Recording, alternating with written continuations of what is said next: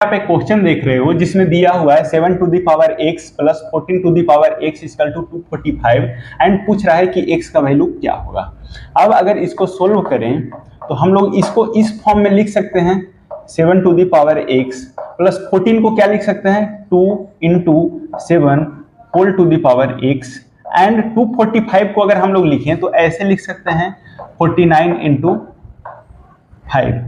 अभी तक में कोई दिक्कत नहीं होनी चाहिए।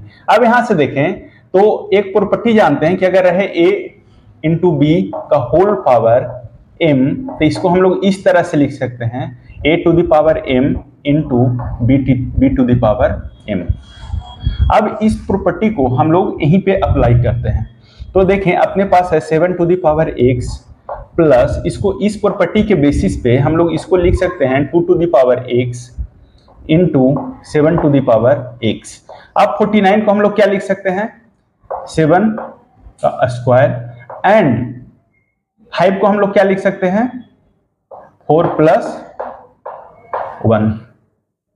अब यहां से देखें इन दोनों टर्म में 7 टू द पावर x को अगर हम लोग कॉमन लें 7 to the power x common लें तो यहाँ पे क्या बच जाएगा 1 plus 2 to the power x। अब यहां से देखें a हो गया 7 का स्क्वायर एंड 4 को हम लोग लिख सकते हैं 2 का स्क्वायर प्लस 1। अब बताओ इन दोनों को अगर कंपेयर करें तो यहां से साफ दिख रहा है यहाँ पे है 1 प्लस 2 टू द पावर 2 उसी तरह यहाँ पे है 1 प्लस 2 के पावर x।